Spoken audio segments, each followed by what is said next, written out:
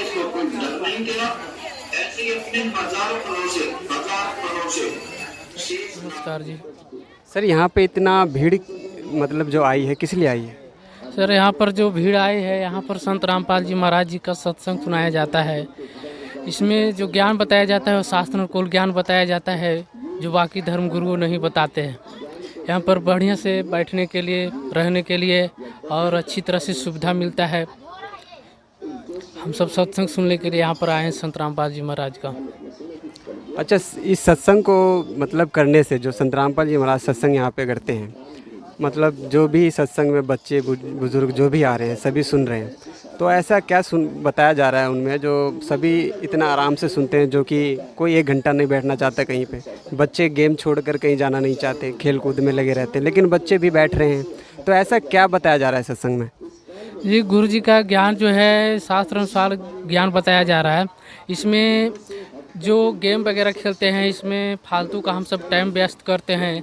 इसमें अपने मानव जीवन के, अनमोल मानव जीवन के उद्देश्य को बारे में बताते हुए हमें सत्संग के माध्यम से ज्ञान सुनाते हैं और पूर्ण परमात्मा की भक्ति बताते हैं, जिससे सभी बुजुर्ग, महिला जितने भी हैं, जवान, नौजवान हैं, बच्चे हैं, वो भी समझ करके ज्ञान सुनकर गुरु जी का बढ़िया से समझ करके उनके सुनते हैं ज्ञान को और उनके नियम को फॉलो भी करते हैं। जैसे कि अभी आपने बताया कि यहाँ पे सत्संग के दौरान बताया जाता है कि पूर्ण परमात्मा की भक्ति कैसे करनी है, तो ये पूर्ण परमात्मा है कौन? जी, पूर्ण परमात्मा कबीर साहब जी हैं, जो आज तक हम सब अनजान थे। हम सबको इनके पूर्ण परमात्मा के बारे में अनभिज्ञ थे, जिससे कि हम सब ब्रह्मा विष्णु महेश तक ही सीमित हैं कि ब्रह्मा विष्णु महेश ही भगवान है, इनसे ऊपर कोई शक्ति नहीं है। लेकिन जब ने मैं गुरु जी के ज्ञान सुने, उनके पुस्तक पढ़े, तो पता चला कि नहीं, ब्रह्मा विष्णु महेश से भी ऊपर कोई शक्ति है जिसके हमें भक्ति करना चाहिए। उस भक्ति से ही हमें सुखी मिल सकती है। आज तक जो हम ब्रह्मा विष्णु महेश की भक्ति करते थे, उसमें कोई लाभ नहीं मिलता था और हमारे शास्त्रों में कहीं प्रमाण नहीं था कि हमें ब्रह्मा विष्णु महेश का भक्ति करना चाहिए। भक्ति कर तो रहे थे, लेकिन शास्त्र भक्ति नहीं करते हैं। तो हमारे गुरुजी शास्त्र अनुसार भक्ति बताते हैं। और यह ब्रह्म, और इतना भी समाज में क्या है, भ्रम फैलाया हुआ है कि ब्रह्मा विष्णु महेश की संत रामपाल जी महाराज भक्ति छुड़वाते हैं। वो भक्ति छुड़वाते नहीं हैं, बल्कि उसके शास्त्र अनुसार भक्ति बताते हैं ब्रह्मा विष्णु महेश का। अच्छा, जैसे कि आपने बताया कि समाज में एक भ्रमता फैली हुई है कि संत रामपाल जी महाराज देवी देवताओं की भक्ति छुड़वाते हैं, तो आपने बताया कि संत रामपाल जी महाराज देवी देवताओं की भक्ति नहीं छुड़वाते, वो हमारे शास्त्रों के अनुसार भक्ति बताते हैं कि उन देवी देवताओं की भक्ति कैसे करनी चाहिए। तो इससे पहले आप कौन सी साधना करते थे संत रामपाल जी महाराज की शरण में आने से पहले? जी, मैं इससे पहले ब्रह्मा विष्णु महेश देवी देवता है, इस सभी का भक्ति करता था और हनुमान जी को पहले इष्ट रूप में पूजता था। उन्हें भक्ति करते करते फिर कुछ परेशानियां हमें आए, मानसिक परेशानियां, दुख आया। तो उन्हें दुख आया तो हम समझे कि जब हनुमान जी जो है संकट मोचन है, वो हमारे संकटों को दूर नहीं किए, तो भाई फिर भक्ति करने से क्या फ़ायदा है। फिर ऐसा ही दुख में फिर विष्णु जी का भक्ति करने लगे। विष्णु जी का इष्ट मान लिया कि विष्णु जी सबसे बड़ा है, तो विष्णु जी का भक्ति करेंगे तो इनसे दुख होगा। उनसे भी कोई फ़ायदा नहीं हुआ, तो ऐसा ही परेशानी में इधर उधर जाते थे, लेकिन कुछ दुखों का निवारण नहीं हुआ।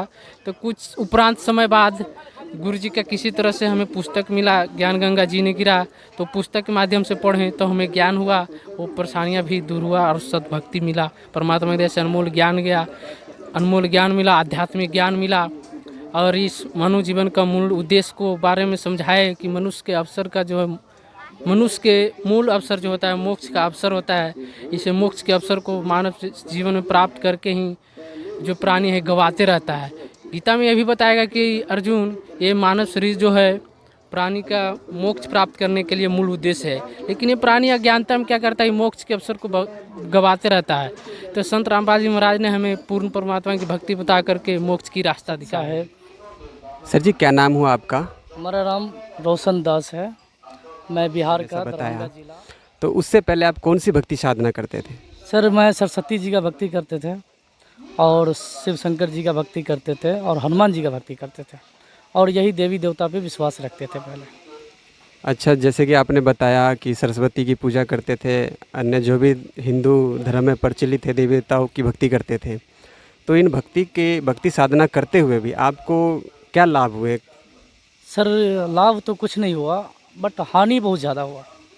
हानि इतना हुआ कि हम लोग पूरा बिखर गए, मतलब डेली इतना टेंशन आता था, कभी माँ का टेंशन, कभी पापा का टेंशन, कभी हमको टेंशन। मतलब मैं महीने में 2 बार 4 बार हॉस्पिटल देखता था।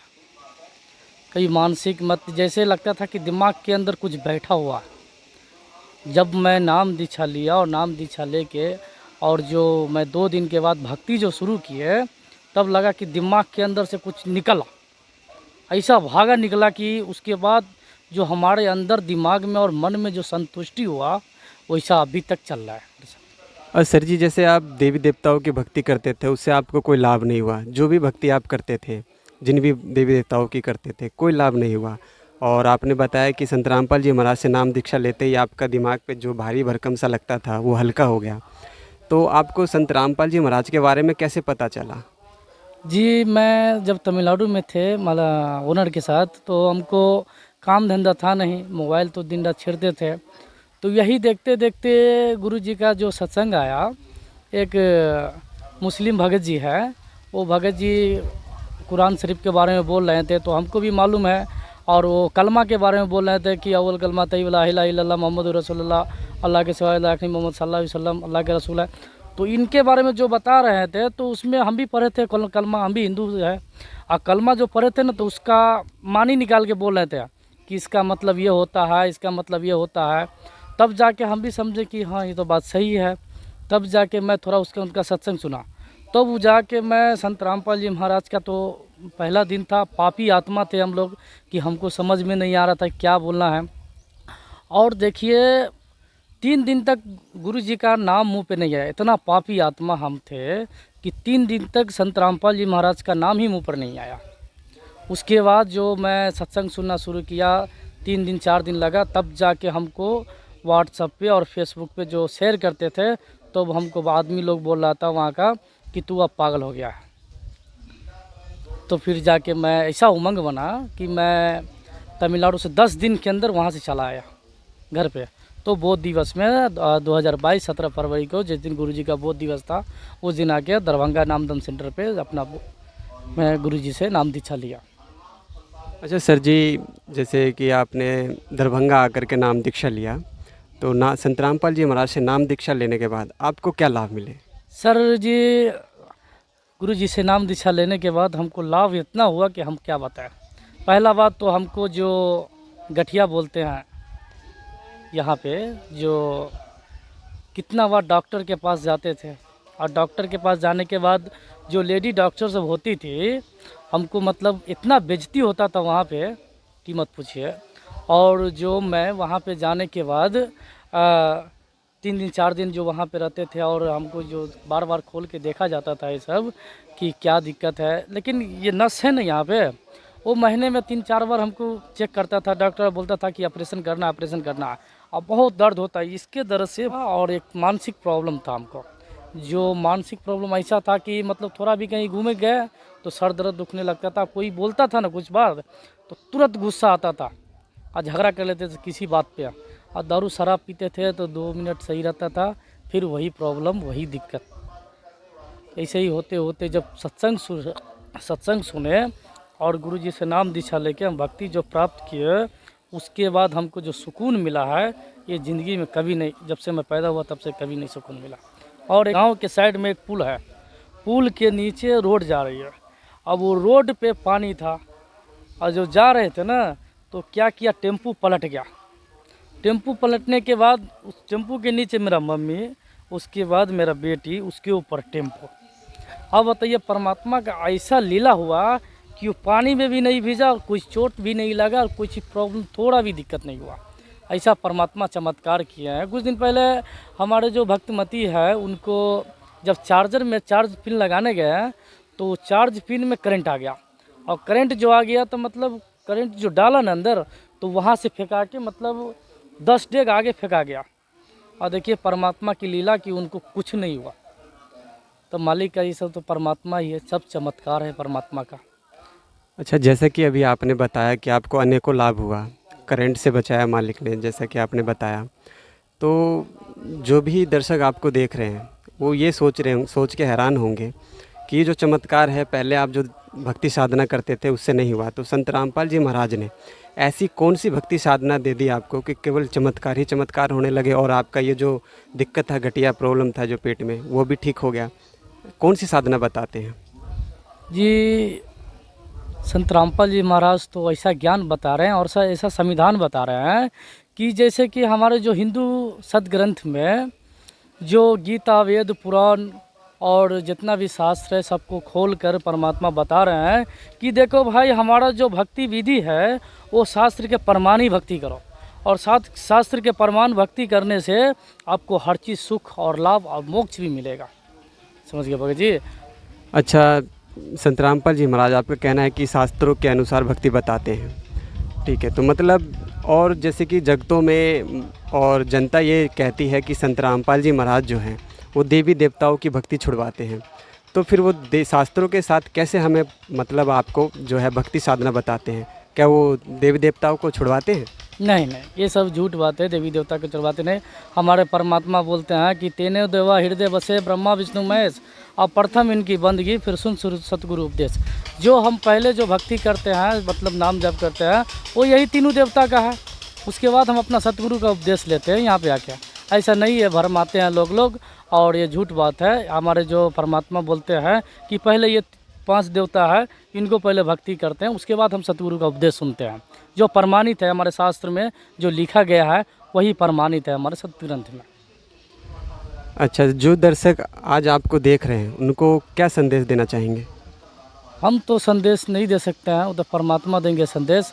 हम तो इतना बता सकते हैं कि कह सकते हैं कि आप लोग जो कहीं भी सुनते हैं या कोई बोलते हैं तो उस पर भ्रमित ना होइए और अपना प्रमाण देखिए। अभी के जो भी युवा है सब अपना पढ़े लिखे हैं और सब जानते हैं कि हमको कैसे क्या करना है और क्या नहीं करना है, और जो समाज में जो बुराइयाँ है वो चल रहा है उसको थोड़ा सोचिए और समझिए। जो नशा है और जो जुगेबारी, सिगरेट, दारू, शराब, ये गांजा, ये सब जो पी रहे हैं और गलत बात बोल रहे हैं, माँ बहन को बुरी नज़र से देख रहे हैं, इसको आप लोग थोड़ा गौर से देखिए। और यही बताएंगे कि जो संत रामपाल जी महाराज का सत्संग आता है 7:30 बजे से लेकर 8:30 बजे तक, उनको आप लोग देखिए, साधना चैनल पे आता है। सत साहेब सर, यहाँ जो प्रोग्राम जो भी समागम हो रहा है यहाँ पे संत रामपाल जी महाराज के जो सत्संग चल रहा है उसमें क्या दिखाया जा रहा है, क्या बताया जा रहा है, वह क्या उद्देश्य दिया जा रहा है, जो आप मतलब और भी जो श्रद्धालुगण हैं आए हुए हैं, मतलब क्या उसमें ऐसी क्या बताए जाते हैं जो इतनी भीड़ है, लोग आए हुए हैं? जी, इसमें ये कहना चाहेंगे कि संत रामपाल जी महाराज मात्र इस विश्व में एक सच्चे संत हैं, यानी सच्चे गुरु है, जो कि मानव समाज के शास्त्र अनुकूल सतभक्ति देते हैं। और शास्त्र अनुकूल सतभक्ति क्या है? जैसे कि हमें सुख शांति सतभक्ति से ही मिलेंगे। जैसे गीता अध्याय 23-24 में बताया है कि हे अर्जुन, जो शास्त्र विधि को त्याग करके मनमाना आचरण करते हैं उससे ना तो सुख, ना शांति, ना गति होती है। तो सतगुरु रामपाल जी महाराज ने सिद्ध कर दिया इस श्लोक में कि गीता अध्याय 16 के 23-24 में कह दिया है कि हे अर्जुन, इससे आपको स्पष्ट है कि आप शास्त्र को मानो। तो अच्छा, आपका कहना यह है कि यहाँ पे शास्त्रों के अनुसार जो भक्ति विधि होती है वो सत्संग में बताया जा रहा है। तो शास्त्रों के अनुसार कैसी भक्ति साधना होती है संत रामपाल जी महाराज जो बता रहे हैं आपको, वो हमारे दर्शकों को थोड़ा बताने की कृपा करेंगे? जी सर, शास्त्र अनुकूल भक्ति ऐसे माना गया है कि जैसे हम पहले सुनते थे कि अंधे को आँख, कोढ़ी को काया, निर्धन के धन, बाझिन के पुत्र, ऐसे ऐसे मिलता है भगवान के दया से। तो भगवान जो है सच में ऐसा करता है, लेकिन पहले के समय में हमको वो जानकारी तो था लेकिन वो भक्ति नहीं था। मंदिर मस्जिद जा कर के भटकते थे लेकिन वो सुख शांति नहीं मिलता था। और जब से सतगुरु रामपाल जी महाराज के द्वारा ये हम भक्ति कर रहे हैं तब से हमें वो लाभ मिलने लगे हैं। जैसे दास को पहले HIV था तो हम मानसिक संतुलन से भी बिगड़े हुए थे, तो परमात्मा की दया से ज्ञान गंगा मिले गुरुजी का, तो उनसे हमको पता चला कि गुरुजी के शरण में जाने से हमको ठीक हो जाएगा। मेरा उद्देश्य था कि इनके शरण में जाएं और अपना रोग ठीक कराएं, लेकिन जब गुरुजी का ज्ञान समझे तो हमें पता चला कि भाई यहाँ तो मोक्ष मिल रहा है। जैसे अर्जुन जी को बोले, हम अभी गुरुजी के ज्ञान बताए कि वो बता रहे हैं कि हे अर्जुन, आपको अगर मोक्ष चाहिए तो तत्वदर्शी संत की तलाश करें। तो वो तत्वदर्शी संत रामपाल जी महाराज है अभी विश्व में। जैसे कि अभी आपने बताया कि उससे पहले आप बहुत ही मंदिर इधर उधर भटक रहे थे, तो क्या संत रामपाल जी महाराज मंदिर जाने से मना करते हैं? अगर करते हैं तो क्यों करते हैं? हमारे गुरुजी संत रामपाल जी महाराज मंदिर जाने के लिए मना नहीं करते हैं। आप जा सकते हैं, जैसे हम घर जा रहे हैं, ठीक है, वहाँ आप जा सकते हैं, लेकिन आदर के साथ जाइए। लेकिन वहाँ पूजा के वास्ते मत जाइए। भगवान कन कन में, जैसे कहता है भगवान कन कन में है। अगर मंदिर जाएंगे तो पूजा के वास्ते क्यों नहीं जाएंगे?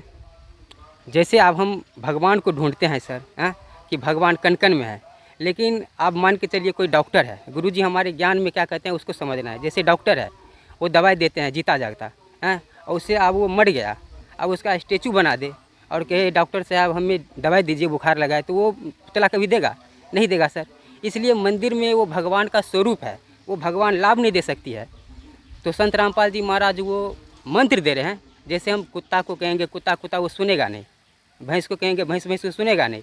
लेकिन गुरुजी कहते हैं कि उसका कोड मंत्र है। कुत्ता को कहिएगा अरियो तो वो सुनेगा, भैंस को कहिएगा हुर्र तो वो सुनेगा। इसी तरह गुरुजी बताते हैं ये सब भगवान का कोड मंत्र है। जैसे हमारे गीता जी में लिखा है, गीता अध्याय 17 के 23 में लिखा है कि हे अर्जुन ओम तत्सत, ये 3 मंत्र का जाप कीजिए आप। जैसा कि अभी इन्होंने बताया कि मंदिर में जाने से पूजा जो करते हैं वो पूजा व्यर्थ है, क्योंकि पत्थर तो सुनेगा नहीं। पहली बात तो पत्थर सुनेगा नहीं, पत्थर हमें कुछ कर नहीं सकता, ना ला के देगा ना करके देगा। अगर पत्थर पे कोई इनका कहने का मतलब है कि पत्थर पे कोई पत्थर मारे तो वो उल्टा जवाब भी ना दे सकता। मतलब ये श्रद्धालु जन कहना चाहते हैं कि भक्ति साधना जो शास्त्रों में बताया जाता है वो संत रामपाल जी महाराज अपने सत्संगों के द्वारा समाज में बता रहे हैं और दिखा रहे हैं। तो हम भाई साहब से ये भी जानना चाहेंगे कि मतलब ऐसा कौन सी साधना बता रहे हैं जो आप मतलब कह रहे हो कि पत्थर को नहीं पूजना। ठीक है, पत्थर को नहीं पूजना, पत्थर से भगवान नहीं मिलता। तो आज हम ये जानेंगे कि फिर भगवान मिलेगा तो मिलेगा कैसे? सर देखिए, सबसे पहले हमें सच्चाई को जानना है कि सतगुरु रामपाल जी महाराज हमारे देवी देवता से दूर नहीं है। वो हमें सही दिशा दे रहे हैं। जैसे रास्ता है और रास्ता से सीधा जाएंगे हम दरभंगा जाएंगे तो फिर जाएंगे कैसे? तो हमको रास्ता पकड़ना पड़ेगा। तो इसलिए जो है सतगुरु रामपाल जी महाराज कहता है अगर भक्ति से हमको सुख मिलेगा तो वो शास्त्र के आधार है, और शास्त्र के आधार अपना सतग्रंथ है। तो सतग्रंथ के जो है ना देखते हुए हमको चलना है कि सतग्रंथ हमें क्या मार्गदर्शन कर रहा है। ये श्रद्धालु भाई कह रहे हैं, इनका कहने का मतलब ये है कि इनके सतगुरु जो हैं संत रामपाल जी महाराज, इन्होंने इनको एक मैप दिया हुआ है जिसे शास्त्र कहते हैं। हम अपने शास्त्रों के आधार पे चलेंगे, शास्त्रों के अनुसार भक्ति करेंगे तो शास्त्र अनुसार भक्ति होगी, जिससे हमें लाभ होगा और मंदिर जाने की कोई आवश्यकता नहीं पड़ेगी। देवी देवताओं की साधना भी संत रामपाल जी महाराज अपने शास्त्रों के अनुसार बता रहे हैं। इनका कहने का ये अर्थ है।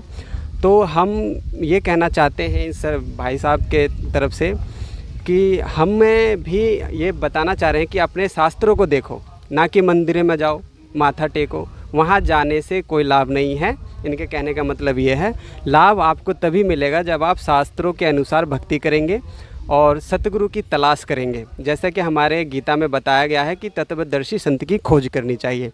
तो हम श्रद्धालु से बस इतना ही चाहेंगे। नमस्कार। साहिब